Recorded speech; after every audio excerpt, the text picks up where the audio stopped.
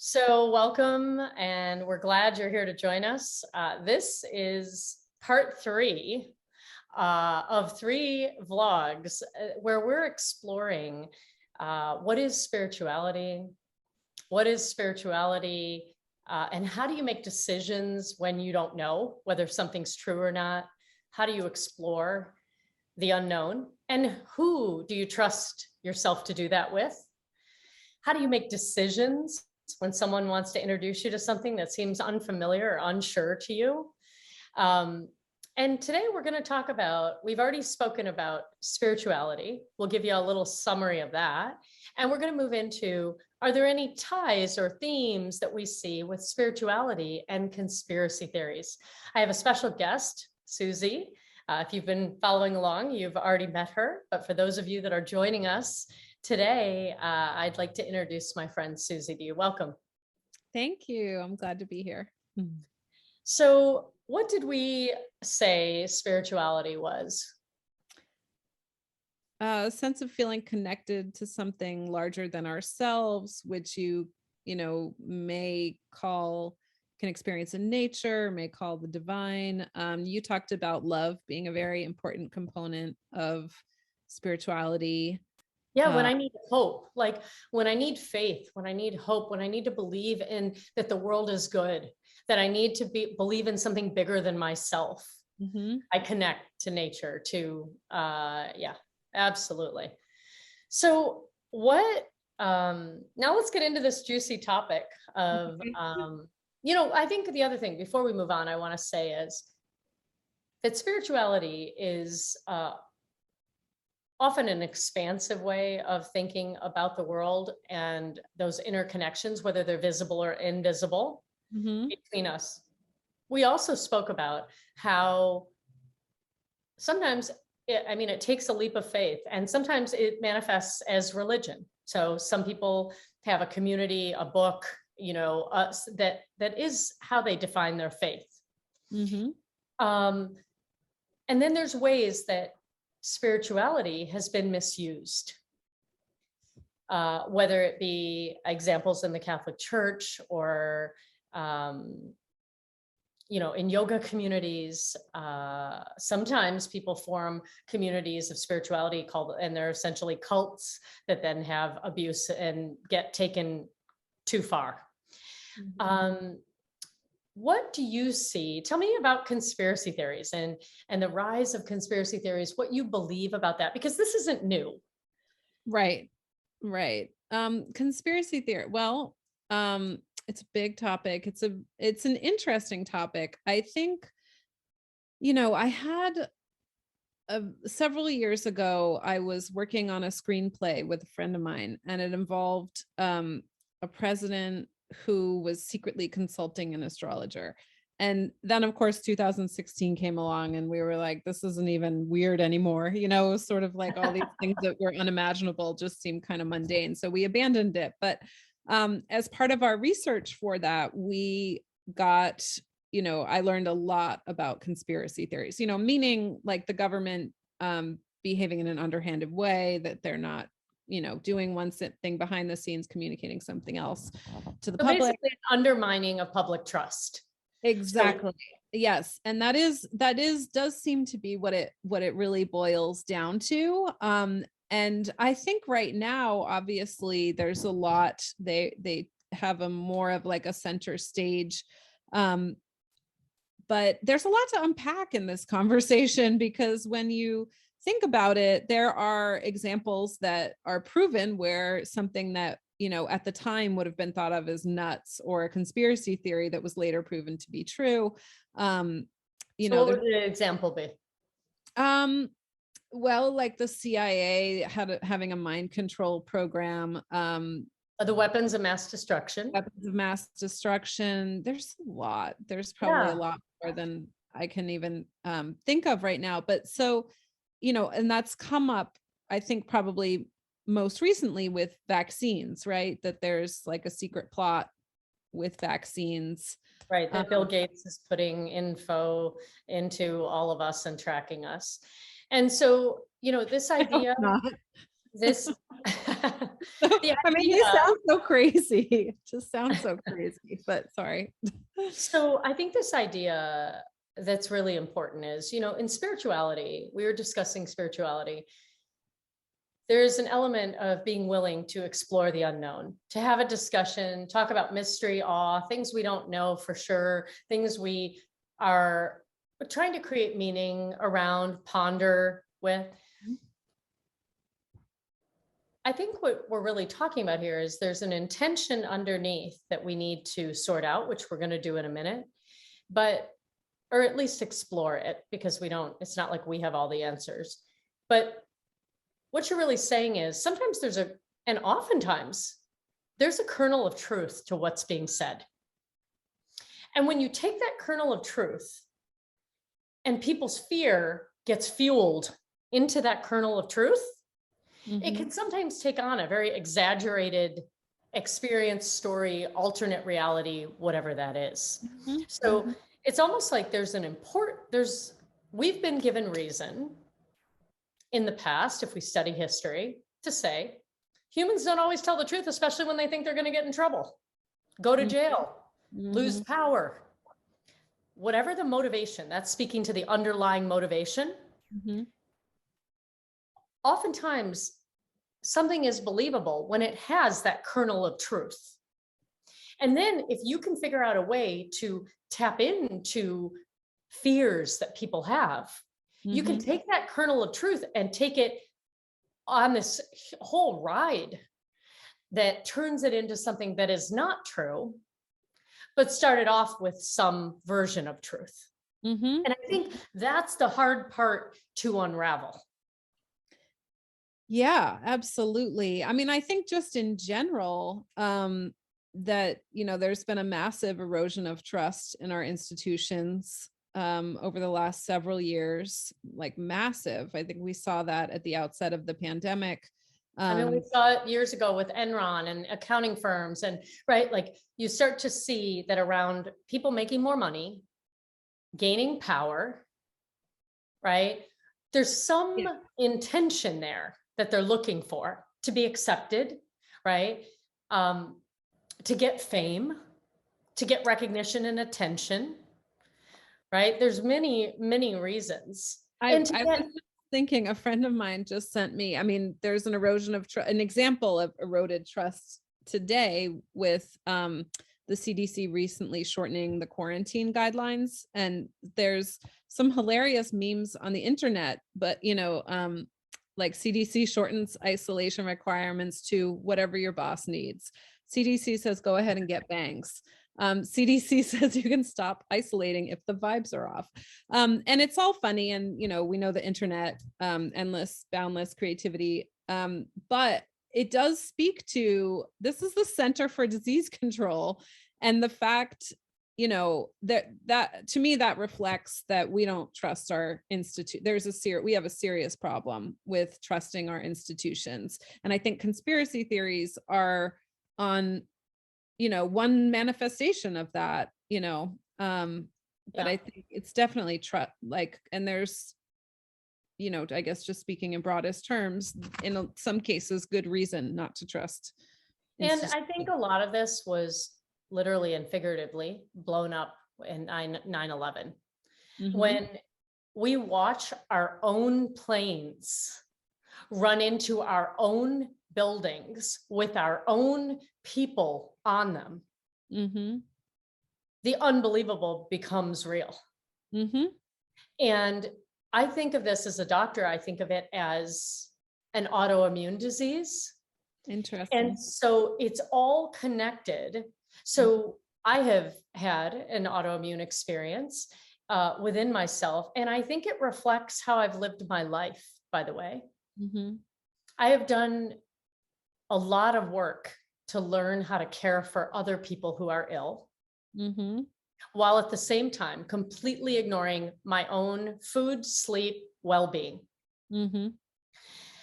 I spent a lot of time on mental, emotional, social, spiritual health and other people's physical health, but I was missing the piece of taking care of myself.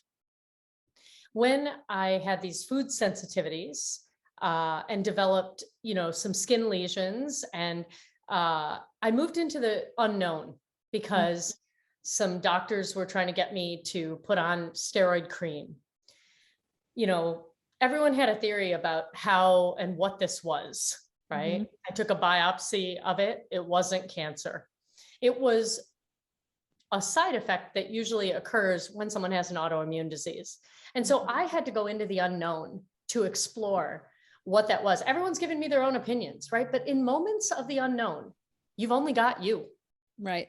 Right. When the world is giving you, that's why leaders who bring in a diverse group of leaders around them, Mhm. I always know they're the strongest ones Mhm. because they want to hear everybody's opinion, Mhm. and then they land on their own intuition, given all that different data, Mhm. Mhm. right? And so in this experience of the autoimmune, so I think there was a time when we looked at terrorists out in the world as other. Mhm. I think 9/11 changed that, and it came home. Mhm. Now it was in our own backyard. It was in our own country. Mhm. Then it became about those Muslims. So Mhm. now we're alienating a billion people and Mhm. putting them all into this pot of, we don't trust you, we don't believe you. Now all of a sudden they're our neighbors. Mhm. They are our friends. They're the people we've grown up with. They're the people we go, who watch our children. So Mhm. now all of a sudden we've othered them. And I Mhm. think that is how we start to separate ourselves from each other. Yes. And so that has only grown over time. When we start to make cohorts of people because of the color of their skin different than us, other than us, when we start to say, if you're not our religion, you're not us. Mhm. If you weren't born in the United States, you're not us, right? Mhm. To me, when we spoke about spirituality, what I love about it is when I use it as a way to see how we're all connected. Mhm. And the underlying intention there for me around hope, around faith, around belief, around something bigger than me Mhm. enters, and I see the interconnectedness. To me, there's trust and love there. Mhm. It has to come from inside me Yeah. to see it through that lens. In conspiracy theories, I'm curious what you think about some of them are true. Some of them are a kernel of truth that have, some other things kind of packaged with them.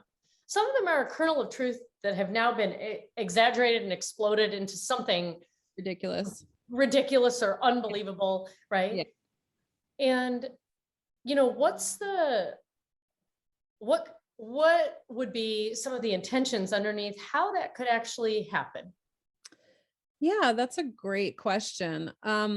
I mean, I should make the disclaimer that I'm not an expert on conspiracy theories, but I'll share an observation that emerged out of the research that I was doing for the now defunct screenplay. But at the time, so my friend and I were having a ball, like thinking about all these possibilities, um, and we were looking at like the whole gamut to you know books from reputable publishers to like the worst of the internet, nothing like things that you can't verify and all kinds of crazy stuff. And it was, I have to say my jaw dropped at some of them where I like as an artist, I felt completely not creative. Like, wow. So JFK Jr. is living in a bunker and running the country from like how do people like my mind was blown, like how do people come up with this stuff? And so there was I had a real curiosity, like what is this all about? And at the time I was I had a close family member who was in the middle of a terrible health crisis and she had a terminal illness. And so I was very raw personally. And a lot of old trauma started to come up for me at that time, like very kind of subtly and then not so subtly. And anyway, I just remember because there was a point where I thought, is this really for research or what am I what am I trying to get out of this? Like, do I want to find out that certain things are true or find the truth of something, which was completely related to my trauma because I had an early experience of a total disconnect between what was presented and what was actually happening. Like meaning in my home. So there was always That's like called secrets. the secrets. Yes, exactly. People are asked to keep secrets, and I have to say it's one of the heaviest burdens that someone carries. Absolutely. Absolutely. It's completely destructive. And a lot of people can relate to that. I know that. But so the sort of my point of curiosity was like, Well, this is you not knowing what's true now. Like, well, or well, it's true, but someone's telling you that well, not to say that it's true. in thinking about it, in like just delving deeper into the world. I wouldn't say that I ever believed that JFK was in a bunker, so it wasn't that I was. No, I meant your own experience. Yeah, You know, no. when you're little and someone tells you you can't say that, or that isn't true, or that didn't happen, or whatever it is, it's like, it's very confusing. Absolutely. Well, this, it completely shatters self-trust and especially, kids are knowing, they know when something's off, they know what they see. They have They don't have a filter. they don't have a filter, and they have a lot more intelligence and intuitive knowing, I think, than adults tend to give them credit for, I guess in certain circumstances. But so yeah, so there's this broken self-trust, and that was what I really came to with the like diving into this conspiracy theory world. I thought, oh my gosh, like the part of this that I find intriguing, it's like, here is all this proof, or here is a school of thought that is somehow confirming that that people can't be trusted, that the world's not trustworthy, all these messages that for me came from my early childhood. And so I would never venture to guess that everybody who believe or who delves into that world for whatever reason, whether believer, just curious, falls into that category. But for me, I can say that was, I think that was kind of the why I felt compelled by that topic, because I was just looking for company, and this is all, I was not conscious about that, but Right. but that Well, was the thing that made the most sense to me. Like, oh, so the world is not, especially like around government conspiracies, and it's super. I mean, for me, I gave up the research, we dropped the screenplay, but it became very toxic, because then the world is not a safe place. Like nothing is safe, which was, again, a repeat of childhood. So what you're speaking about is how unhealed trauma can trigger you into that lack of safety. And yes, then when you're in a space of fear and you don't think you can trust your environment, it becomes a space where now you don't trust yourself. And so now you're going to put your faith and belief into the things around you, whatever people are saying, whatever they're doing, right? This is the idea of being gaslit has certainly come up much more commonly over the past few years. And I think the important place to ground yourself that you're speaking about is then finding a community of people who believe like you do. right, exactly. And I have to say, I have seen this in coaching. So I don't think this is isolated to you by any means. But I have really seen a pattern where unhealed trauma can result in shattered trust, and in that space, a search for belonging. Absolutely. Yeah. Absolutely. There's an amazing book, which I think I've mentioned this to you before. Pete Walker, who's a therapist, wrote a book called CPSD, which stands for Complex Post-Traumatic Stress Disorder, from Surviving to Thriving. And it's an excellent book. Excuse me, my throat's dry. But in it, he talks a lot about that shattered trust. and for a lot of times, people who have experienced early trauma, a way to build that trust before even, with another human being like a therapist, might be to strengthen like your spiritual trust, whether Mhm. that's in the universe and how, and I mean, that really resonated with me when I read that. Yeah, the healing would begin. If someone's experienced physical abuse, verbal abuse, shaming in their childhood, it's a tough place to ask them to go back into their physical body to trust, Mm-hmm. because that is often the place that was violated, right? Mm-hmm. And so I like how you're saying sometimes, finding a group of people you can trust, finding a friend, finding something where you can touch down and feel grounded in Yeah. order to then gently find your way back into trusting yourself is really important.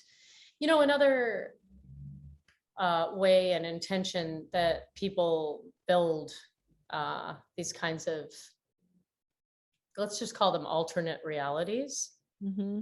is when they feel not worthy, worthless, not up to par.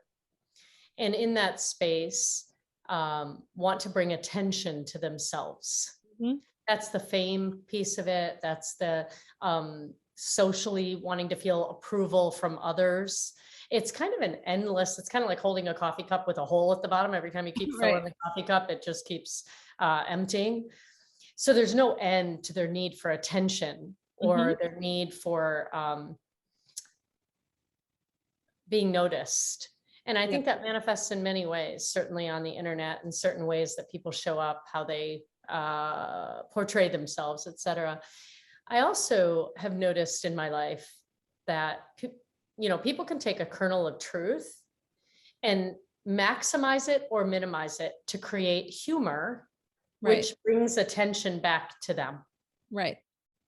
So if I am, let's say I am tall and skinny growing up, I might be 13 years old.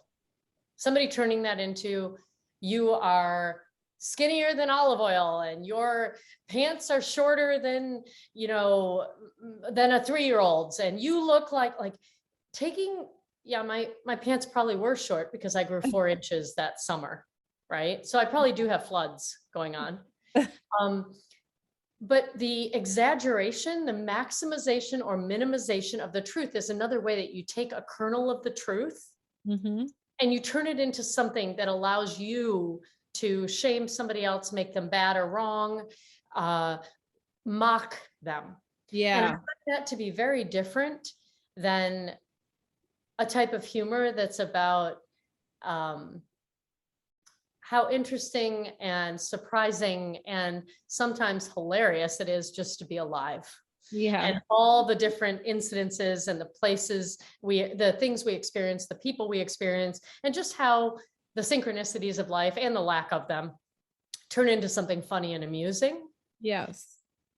So I was thinking as you were speaking about the ways we use a kernel of truth to change reality Mm-hmm. and the intentions beneath why we might do that. Mm-hmm. And I think probably one of the biggest things I've learned in my life is not just to pay attention and trust what someone's saying,